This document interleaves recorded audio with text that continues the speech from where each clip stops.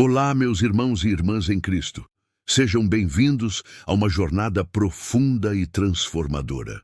Hoje vamos mergulhar no Evangelho segundo João, talvez um dos livros mais intensos, espirituais e reveladores de toda a Bíblia. Prepare o seu coração, pois esta não será apenas uma leitura, mas um convite para sentir a história como se estivéssemos lá. Imagine o silêncio antes da criação. Nenhuma luz, nenhum som, apenas Deus em sua eternidade. É nesse cenário que o apóstolo João, aquele discípulo amado que reclinava a cabeça no peito de Jesus, começa sua narrativa com uma das declarações mais poderosas de toda a Escritura. No princípio era o Verbo, e o Verbo estava com Deus, e o Verbo era Deus. João não começa com genealogias ou profecias distantes. Ele vai direto ao coração, à essência. Jesus é o Verbo, a palavra viva de Deus, o agente da criação. Todas as coisas foram feitas por ele, e sem ele, nada do que foi feito se fez. Isso nos revela algo tremendo. A história de Jesus não começou em uma manjedoura em Belém. Ele é eterno, ele é divino, ele é o próprio Criador. Mas o que João quer nos mostrar vai além. E o Verbo se fez carne e habitou entre nós. Pense na magnitude disso. O Deus infinito, que sustenta o universo, escolheu entrar na história humana. Ele andou por estradas empoeiradas, sentiu fome, sede, cansaço e dor. Tudo para nos revelar o amor de Deus de uma forma que pudéssemos tocar e ver. E João Batista, o profeta que preparou o caminho, aponta para ele e declara: Eis o Cordeiro de Deus, que tira o pecado do mundo. Desde o primeiro capítulo, a missão de Jesus é clara. Ele não veio apenas para ensinar uma nova filosofia, ele veio para resgatar a humanidade. Avançando para o capítulo 2, encontramos Jesus em um casamento em Caná da Galileia. A festa está em pleno andamento, mas um desastre social acontece. O vinho acaba. Maria, sua mãe, percebendo a vergonha iminente, simplesmente diz a Jesus: eles não têm mais vinho. A resposta de Jesus é cheia de propósito: ainda não é chegada a minha hora. No entanto, movido pela compaixão, ele age. Pede que encham de água 6 grandes talhas de pedra, e ao servirem, a água se transformou no melhor vinho da festa. João chama isso de sinal, e não apenas de milagre, porque aponta para uma verdade espiritual profunda. Onde Jesus está, o comum se torna extraordinário. Ele transforma a nossa escassez em abundância, a nossa vergonha em honra. No capítulo 3, a cena muda para a escuridão da noite. Nicodemos, um fariseu, um mestre em Israel, procura Jesus em segredo. Ele reconhece que Jesus é um mestre vindo de Deus, mas sua mente não consegue compreender a profundidade de sua missão. É então que Jesus lhe diz a frase que muda tudo. Em verdade te digo, quem não nascer de novo não pode ver o reino de Deus. Nicodemos fica confuso. Como pode um homem nascer sendo velho? E Jesus explica: o que é nascido da carne é carne, mas o que é nascido do Espírito é Espírito. João está nos mostrando que o Evangelho não é sobre seguir regras ou rituais. É sobre uma transformação interior, um novo nascimento espiritual gerado por Deus. É aqui, nesta conversa íntima, que Jesus declara o verso mais conhecido da Bíblia. Porque Deus amou o mundo de tal maneira que deu o seu Filho unigênito, para que todo aquele que nele crê não pereça, mas tenha a vida eterna. Esta é a essência do Evangelho de João. O amor incondicional de Deus que busca, salva e transforma. Em seguida, no capítulo 4, Jesus quebra todas as barreiras sociais e religiosas da época. Ele vai a Samaria e, cansado da viagem, senta-se junto ao poço de Jacó. Ali, encontra uma mulher samaritana que veio buscar água ao meio-dia, o horário mais quente, provavelmente para evitar os olhares de julgamento da sua comunidade. Jesus inicia a conversa: Dá-me de beber. A mulher fica chocada. Um judeu falando com uma samaritana e ainda por cima uma mulher com sua reputação, mas Jesus a leva para águas mais profundas. Se tu conheceras o dom de Deus, tu lhe pedirias e ele te daria água viva. Com amor e verdade, ele revela a sede da alma daquela mulher, seus 5 maridos e sua vida de busca. Em vez de condenação, ele oferece a água viva do Espírito Santo, que sacia para sempre.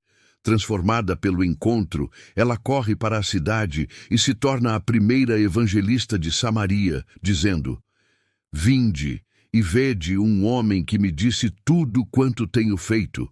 Não seria este o Cristo? E muitos creram por causa do testemunho dela. Jesus não veio para condenar, mas para revelar, curar e restaurar.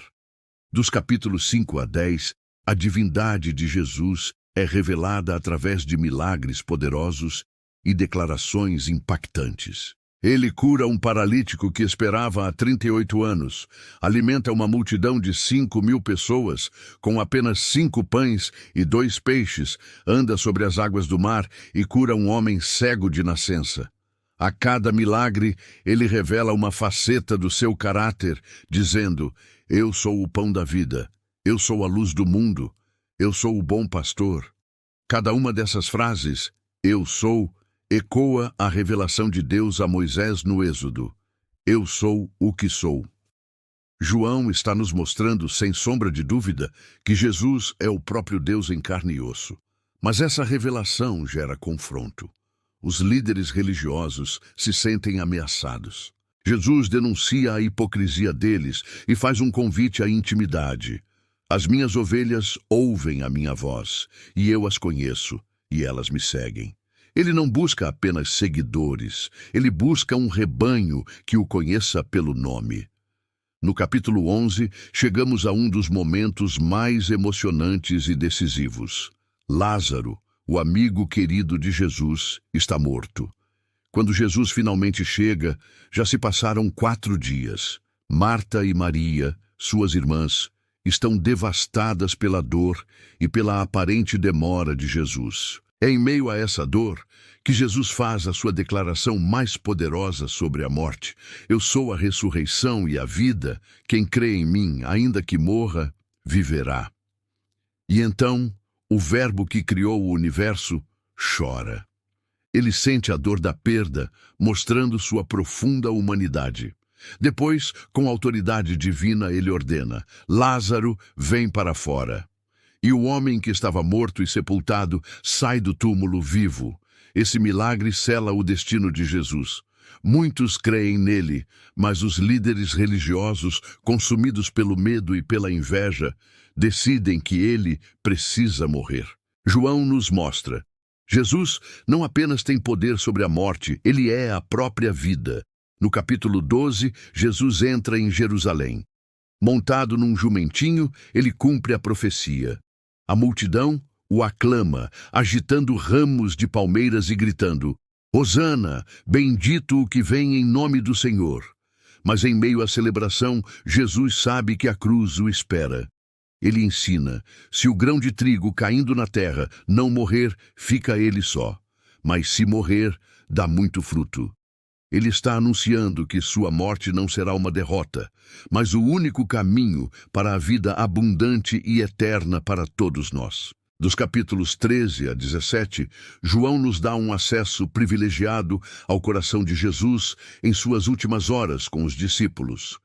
Na última ceia, o mestre se levanta, cinge-se com uma toalha e lava os pés dos seus seguidores, um a um. O rei se torna servo.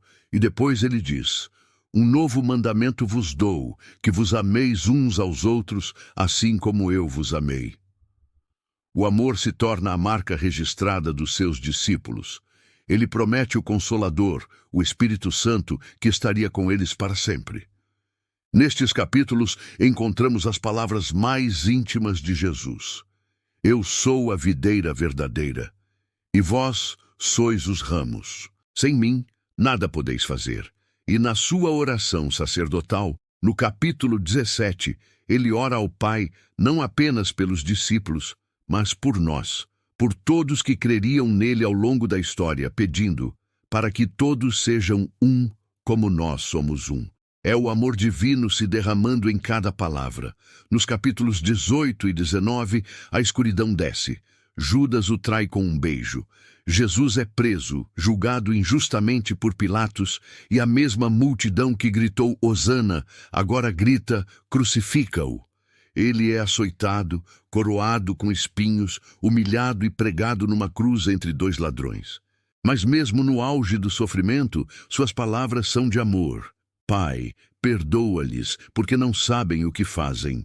E antes de entregar seu espírito, ele declara a frase que ecoa pela eternidade: está consumado. Em grego, tetelestai. Não significa acabou, mas a dívida foi paga integralmente. A obra da redenção estava completa, a justiça de Deus foi satisfeita e o amor venceu. João nos mostra a cruz não como uma tragédia, mas como o trono da vitória de Deus. Mas a história não termina na cruz. No capítulo 20, no amanhecer do terceiro dia, Maria Madalena vai ao túmulo e o encontra vazio. Desesperada, ela chora, pensando que levaram o corpo do seu Senhor. É então que o Cristo ressurreto aparece e a chama pelo nome, Maria. Naquele instante, ela o reconhece. Jesus vive.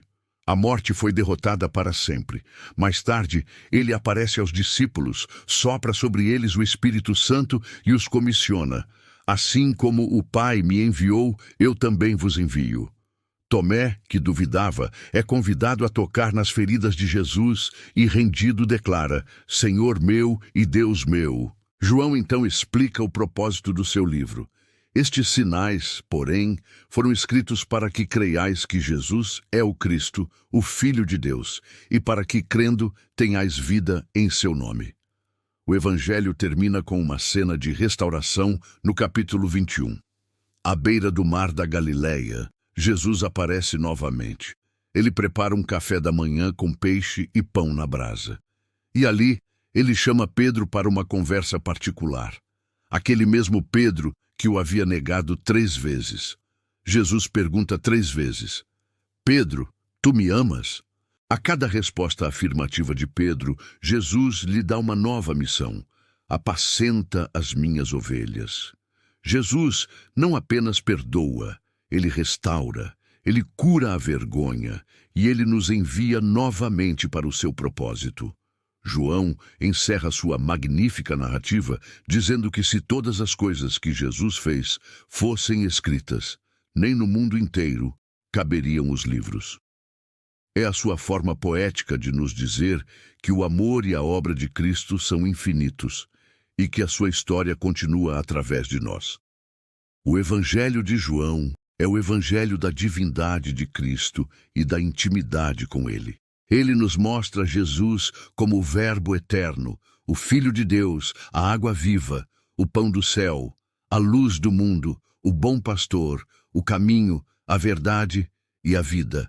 Mas, acima de tudo, Ele é o Deus que se aproximou de nós, que nos amou até o fim, para que pudéssemos ter comunhão eterna com Ele. Se esta mensagem profunda do Evangelho de João tocou o seu coração, eu te convido a se inscrever aqui no canal, ativar o sininho para não perder os próximos estudos e compartilhar esta palavra de vida com alguém que você ama. Cada vez que meditamos na palavra de Deus, nossa fé se fortalece e o Espírito Santo nos revela mais do seu amor. Lembre-se sempre, Jesus é o Verbo que se fez carne e Ele ainda habita entre nós. Que Deus abençoe a todos. Fiquem na paz.